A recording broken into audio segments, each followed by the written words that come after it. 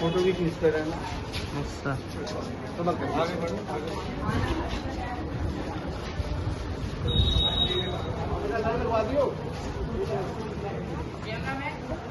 भारत माता की, भारत माता की, वंदे वंदे वंदे, भारत माता की। सर कॉल आ रही है, कॉल आ रही है सर, खींच लिया, कॉल आ रही है सर आपकी। पीछे आओ, पीछे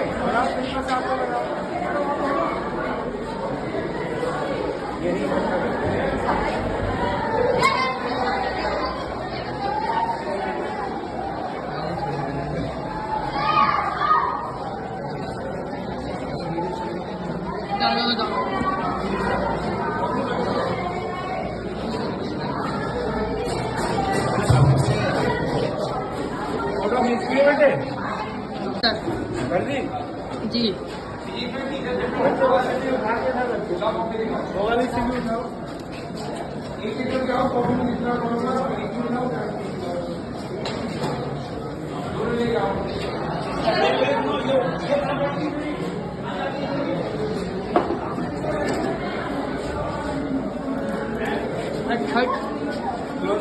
पास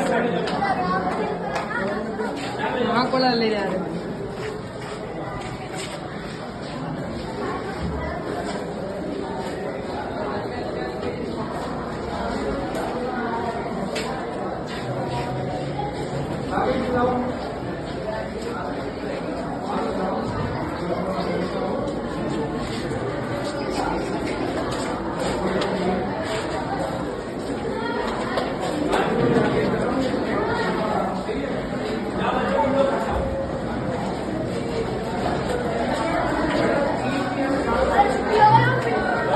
आपको पता है स्वच्छता पखवाड़ा चल रहा है ना, और उसमें आज का जो क्विज है और क्विज के साथ साथ भाषण प्रतियोगिता है, उसका विषय है लिखा हुआ है एकल यूज प्लास्टिक। आपको पता है कि पदार्थ दो तरह के होते हैं, एक बायोडिग्रेडेबल और एक नॉन बायोडिग्रेडेबल। बायोडिग्रेडेबल वो होते हैं जिनका जैव विनिर्माण हो सकता है, और नॉन बायोडिग्रेडेबल वो होते हैं जिनका जैव विनिर्माण नहीं होता। तो ये जो प्लास्टिक है, ये एक प्रकार का हमारे वातावरण में क्या उत्पन्न करता है, पॉल्यूशन उत्पन्न करता है, प्रदूषण उत्पन्न करता है। तो हमें जो भी प्लास्टिक है उसको कलेक्ट करके उसका रिसाइक्लिंग करना चाहिए, जिससे कि दोबारा उस प्लास्टिक का हम उपयोग कर सकें। ठीक है, बंद कर दो।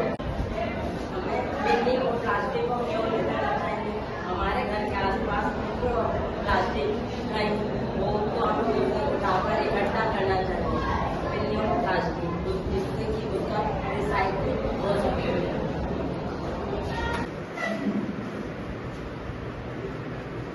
TLM की मदद से आज आपको संकरण समझाएंगे, हाइब्रिडाइजेशन। 11th में बेसिकली 3 प्रकार के संक्रमण है, sp3 संकरण, sp2 संकरण और sp संकरण। आपको पता होना चाहिए कि 3 p ऑर्बिटल ये कितने p ऑर्बिटल हो गए? 3। ये 3 p ऑर्बिटल और एक s ऑर्बिटल जब आपस में मिलेंगे तो कितने नए हाइब्रिड ऑर्बिटल बनेंगे? 4। तो देखो 3p और एक s ऑर्बिटल मिलकर 4 नए हाइब्रिड ऑर्बिटल बनाएंगे। 1 2 3 और 1 4। 2 ये रहे और 2 ये रहे। जितने हाइब्रिड ऑर्बिटल बनेंगे वो किससे मिलकर बनेंगे? सामान्य ऑर्बिटलों से। अर्थात हम ऐसा भी कह सकते हैं कि जितने सामान्य ऑर्बिटल मिलेंगे उतने ही नए हाइब्रिड ऑर्बिटल बनेंगे। हाइब्रिड ऑर्बिटल ये होगा, ये हाइब्रिड ऑर्बिटल है। इसमें 2 लोब्स होंगे, एक बड़ा लोब और एक छोटा लोब। बड़ा लोब और छोटा लोब 2 लोब होते हैं एक हाइब्रिड ऑर्बिटल में। हाइब्रिड ऑर्बिटल अधिकतम दूर से दूर रहने का प्रयास करेंगे। अब मान लो मैं sp3 हाइब्रिडाइजेशन का उदाहरण किससे बता रहा हूं? मैथेन से बता रहा हूं, CH4। तो मैथेन के केंद्रीय परमाणु कार्बन में कितने हाइब्रिड ऑर्बिटल हो गए? 4। और ये अधिकतम दूर रहेंगे। 2 ये रहे, तीसरा ऑर्बिटल ये रहा और चौथा ऑर्बिटल ये रहा। ठीक है, तो ये एक बच्चे इसको सीधा करना। ये कौन सा शेप बना? देखिए ये शेप पूरा दिखाई दे रहा है, हाथ पर। ये पूरा कौन सा शेप लग रहा है? समचतुष्फलकीय। समचतुष्फलकीय कितना शेप है? टेट्राहेड्रल। तो ये चारों हाइब्रिड ऑर्बिटल मिलकर मेथेन का निर्माण करेंगे। तो ये sp3 संकरण समझ में आ गया। दूसरा ये sp2 संकरण। sp2 का मतलब एक तो s मिलेगा और 2 p ऑर्बिटल मिलेंगे। ये p ऑर्बिटल ये वाले, ये सामान्य है। तो 2 p और एक s ऑर्बिटल मिलकर sp2 संकरण करेगा। तो कितने नए हाइब्रिड ऑर्बिटल बनेंगे? 3, एक s और 2 p। तो देखिए ये कितने हाइब्रिड ऑर्बिटल बने? 3। और इन 3 हाइब्रिड ऑर्बिटल में वही लोब से एक बड़ा लोब और एक छोटा लोब। और ये अधिकतम कितनी दूर रहने का प्रयास करेंगे? इस तरह रहने का प्रयास करेंगे। देखिए ये शेप बन गई। कौन सी शेप बनी? ट्राइगोनल प्लेनर, त्रिकोणीय समतलीय। और आपको कोण भी साफ दिखाई दे रहा है। ये कोण कितना है? 120 डिग्री। उदाहरण है BCl3, बोरॉन ट्राई क्लोराइड। अब क्लोरीन का p ऑर्बिटल किस तरह इससे बॉन्डिंग करेगा? जो क्लोरीन का p ऑर्बिटल है वो इस तरह इससे बॉन्डिंग कर लेगा, इस तरह। ठीक, तो ये sp2 संकरण है। अब तीसरा संकरण आएगा sp संकरण। जैसा नाम से क्लियर है, एक s ऑर्बिटल मिलेगा और एक p ऑर्बिटल मिलेगा। ये 2 मिलकर कितने नए हाइब्रिड ऑर्बिटल बनाएंगे? 2 नए हाइब्रिड ऑर्बिटल बनाएंगे। ये हाइब्रिड ऑर्बिटल कौन से बने? एक ये रहा और एक ये रहा। 2 हाइब्रिड ऑर्बिटल। ये किस तरह ओवरलैप करेंगे? इस तरह ओवरलैप करेंगे। अब शेप कौन सी बनी? लीनियर, रेखीय। और एंगल कितना हुआ? 180 डिग्री। ठीक, शेप हो गई रेखीय, कोण हो गया 180 डिग्री। उदाहरण है एसिटिलीन C2H2। ठीक, इस प्रकार TLM की मदद से हमने आज sp3, sp2 और sp संकरण का अध्ययन किया। विशेष बात हमारे TLM में क्या रही? ये जो TLM है ये 0 इन्वेस्टमेंट का TLM है। हमने वेस्ट प्रोडक्ट से पूरा TLM तैयार किया, इसमें हमारी कोई लागत नहीं है। दूसरी बात, जैसे ही पढ़ाना शुरू किया हम उसी समय TLM बना सकते हैं। इसको पहले से तैयार करने की भी आवश्यकता नहीं है। Thank you. बच्चों, राष्ट्रीय शिक्षा नीति 2020 की की चतुर्थ वर्षगांठ के लिए हम एक सप्ताह के रूप में मना रहे हैं और आज प्रथम दिवस TLM दिवस है। इस TLM दिवस में मैं डॉक्टर गौरव वार्ष्णेय, प्रवक्ता रसायन विज्ञान, जैन इंटर कॉलेज रामपुर, आपको TLM की मदद से 2 टॉपिक समझाऊंगा। पहला टॉपिक है ऑर्बिटलों की आकृति एवं रासायनिक बंध के प्रकार। आपको पता है कि ऑर्बिटल 4 प्रकार के होते हैं, s orbital, p orbital, d orbital और f ऑर्बिटल। s ऑर्बिटल गोलाकार होता है, इसको हम गोल मानकर s ऑर्बिटल आपको बता रहे हैं। p ऑर्बिटल डंबलाकार होता है, ये p ऑर्बिटल है डंबलाकार। d ऑर्बिटल द्विडंबलाकार होता है, ये रहा d ऑर्बिटल। d ऑर्बिटल द्विडंबलाकार, ठीक। और f ऑर्बिटल फ्लावर शेप होता है, उसकी आकृति जटिल होती है। अब रासायनिक बंध, बेसिकली रासायनिक बंध 2 प्रकार के होंगे, एक वैद्युत संयोजी बंध और एक सहसंयोजी बंध। TLM की मदद से मैं आज आपको सहसंयोजी बंध का निर्माण बता रहा हूं। सहसंयोजी बंध कैसे बनते हैं? ऑर्बिटलों की ओवरलैपिंग से, अतिव्यापन से। ऑर्बिटल जब आपस में ओवरलैप करते हैं, एक दूसरे पर अध्यारोपित होते हैं, तब इलेक्ट्रॉन्स की शेयरिंग होती है और सहसंयोजी बंध अर्थात कोवेलेंट बॉन्ड बनते हैं। कोवेलेंट बॉन्ड 3 प्रकार से बन सकते हैं, S-S ओवरलैपिंग द्वारा, ये S ऑर्बिटल है, ये भी S ऑर्बिटल है, तो S ऑर्बिटल ये अलग अलग हैं और अगर इनकी ओवरलैपिंग हो गई, देखिए ये ओवरलैपिंग हो गई इतनी जगह, तो S और S ओवरलैपिंग से सिग्मा बॉन्ड बना। उदाहरण, एक हाइड्रोजन 1s1, दूसरा हाइड्रोजन 1s1, दोनों की ओवरलैपिंग हुई, H बॉन्ड H, H2 अणु का निर्माण हो गया, तो ये SS ओवरलैपिंग। अब दूसरा हम आपको बताएंगे S और P ओवरलैपिंग। ये S ऑर्बिटल गोलाकार, P ऑर्बिटल डंबलाकार। उदाहरण, HCl, हाइड्रोजन का 1s1 और क्लोरीन का P ऑर्बिटल आपस में ओवरलैप करा, ये अलग थे, देखो ये ओवरलैप हो गया, इतना कलर आपको दिखाई दे रहा है, ये P ऑर्बिटल S ऑर्बिटल के साथ ओवरलैप हो गया, तो ये जो बॉन्ड बना ये भी सिंगल बॉन्ड है और सिग्मा बॉन्ड है, तो ये HCl बन गया, ठीक है। अब PP ओवरलैपिंग, अब 2 p ऑर्बिटल किस तरह मिल सकते हैं? दोनों p ऑर्बिटल डंबलाकार है, 2 p ऑर्बिटल किस तरह मिल सकते हैं? या तो ओवरलैपिंग हो इस तरह, अगर इस तरह ओवरलैपिंग होगी तो बनेगा पाई बंध, इसे कहेंगे लेटरल ओवरलैपिंग या पार्श्वीय अतिव्यापन।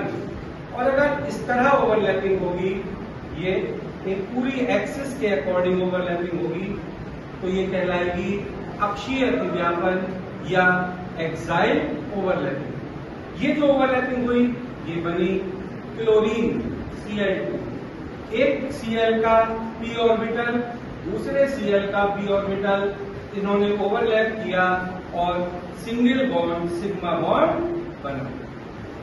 करेक्ट हो रहा है? आ रहा है समझ में?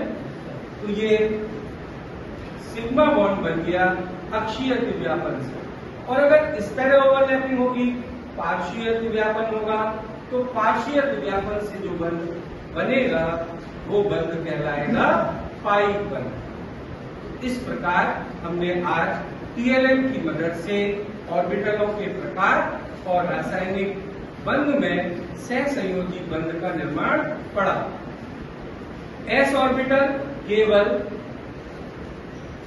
सिग्मा बॉन्ड बनाएगा, S और P ऑर्बिटल भी केवल सिग्मा बॉन्ड बनाएंगे, P और P ऑर्बिटल या तो पाई बंध बनाएंगे इस तरह, या सिग्मा बंध बनाएंगे इस प्रकार। Thank you. बिल्डिंग और प्लास्टिक को केवल हटाना चाहिए। हमारे घर के आसपास जो प्लास्टिक का वो तो हमें उठा कर इकट्ठा करना चाहिए। बिल्डिंग और प्लास्टिक जिससे कि उसका रिसाइकिल हो सके। आपको बताया एकल यूज प्लास्टिक के बारे में। प्लास्टिक क्या है, मैंने आपको पहले भी बताया था कि प्लास्टिक दो टाइप का होगा, बायोडिग्रेडेबल और नॉन बायोडिग्रेडेबल।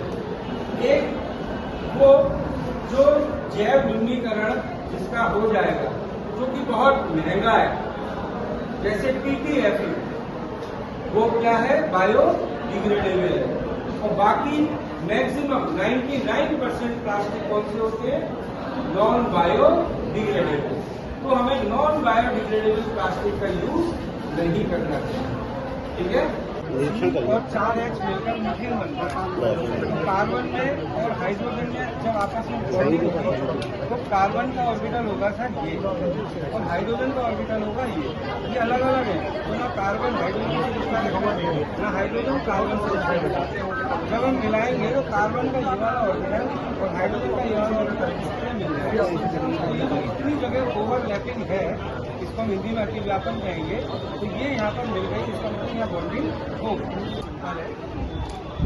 सिग्मा और पाई, जैसा कि आपको पता है कि S ऑर्बिटल गोलाकार होते हैं और P ऑर्बिटल डंबलाकार होते हैं। ऑर्बिटल्स के अतिव्यापन से यानी ओवरलैपिंग से सिग्मा और पाई बंध बनते हैं। जब दो S ऑर्बिटल ओवरलैप करते हैं, ये दो S ऑर्बिटल ओवरलैप करेंगे तो सिग्मा बंध होते हैं। इसी प्रकार जब दो P ऑर्बिटल अक्षीय अतिव्यापन करेंगे, ये अक्षीय अतिव्यापन करेंगे तो सिग्मा बंध बनेंगे। इसी प्रकार एक S और एक P ऑर्बिटल अगर मिलेगा तो सिग्मा बंध बनेगा। इस तरह अक्षीय अतिव्यापन से सिग्मा बंध बनेगा। और यदि P ऑर्बिटलों का पार्श्वीय अतिव्यापन, इस अतिव्यापन से पाई बंधों का निर्माण है ना। ये कार्बन है और 4 हाइड्रोजन। शेप टेट्राहेड्रल शेप कुछ ये नहीं सर, ये टेट्राहेड्रल शेप। टेट्राहेड्रल शेप में बीच में कार्बन है और 4 हाइड्रोजन। दूसरा संकरण होता है sp2 संकरण। sp2 संकरण में जो शेप होती है वो होती है ट्राइगोनल प्लेन। 3 हाइब्रिड ऑर्बिटल होंगे, ये शेप हो गई ट्राइगोनल प्लेन। और sp संकरण तीसरा प्रकार का है, उसमें शेप होती है सर लीनियर शेप। ये लीनियर शेप है, 2 हाइब्रिड ऑर्बिटल है और 2 अनहाइब्रिड ऑर्बिटल। इसी तरह sp2 हाइब्रिडाइजेशन में स्क्वायर प्लेनर शेप होती है। ये स्क्वायर प्लेनर शेप है सर, ये स्क्वायर प्लेनर। 5वीं हाइब्रिडाइजेशन है sp3d। इसमें ट्राइगोनल बाईप्लेनर स्ट्रक्चर होता है। बच्चों को समझाने के लिए ये ट्राइगोनल है और बाई पिरामिडल, एक पिरामिड ऊपर बना सर और एक पिरामिड नीचे बना। कुछ इस तरह का स्ट्रक्चर होता है सर, ट्राइगोनल बाई पिरामिडल। ये हम एक्सप्लेन करने के लिए बता रहे हैं। उधर ही लगा लेते हैं आप, हर जगह नहीं। अरे हमको आप स्पेस आपके लिए तो घेरा था वो। विशेषता और इस मॉडल में हम क्लास में जाने से पहले ही तैयार कर सकते हैं। दूसरी बात 0 कॉस्ट, इसमें कोई कॉस्ट नहीं है, सब वेस्ट से बना है।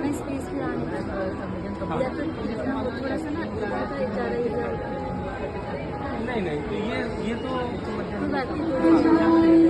ये पहले तो ये 2 हाइब्रिड ऑर्बिटल और ये P ऑर्बिटल। बच्चों को पहले अगर बता दिए तो समझ जाए। तो ये 0 कॉस्ट मॉडल है। और 4 H मिलकर मीथेन बनता है। कार्बन में और हाइड्रोजन में जब आपस में बॉन्डिंग होगी तो कार्बन का ऑर्बिटल होगा सर ये, और हाइड्रोजन का ऑर्बिटल होगा ये अलग अलग है। तो ना कार्बन हाइड्रोजन से रिश्ता रखता, ना हाइड्रोजन कार्बन से रिश्ता रखता।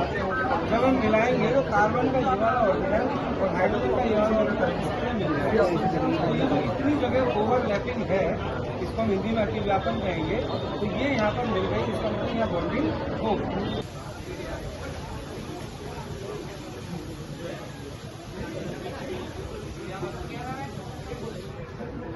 बनाओ।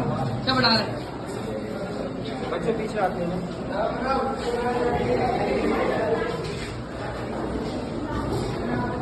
धमाल के बुक मिलेगी। फोटो भी लेते जाए। अच्छा फोटो से सुंदर है फोटो। अरे हाँ दिख रहा है।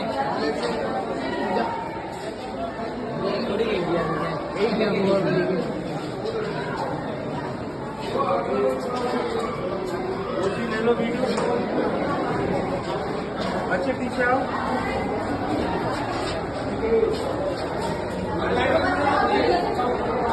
एक मास्क ले आओ सबसे। बंद करो। अंकल ने मास्क ले आओ। SP2 हाइब्रिडाइजेशन में ट्राइगोनल क्लीनर रहेगा और SP हाइब्रिडाइजेशन में लीनियर शेप रहेगा। ये SP2 हाइब्रिडाइजेशन में जो शेप रहेगा वो हमारा स्क्वायर प्लेटर रहेगा और जीरो कॉस्ट TLM में वेस्ट प्रोडक्ट से पूरा TLM बनाएंगे।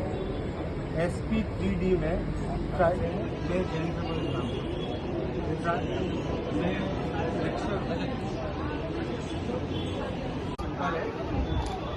सिग्मा और पाई जैसा कि आपको पता है कि S ऑर्बिटल गोलाकार होते हैं और P ऑर्बिटल डंबलाकार होते हैं।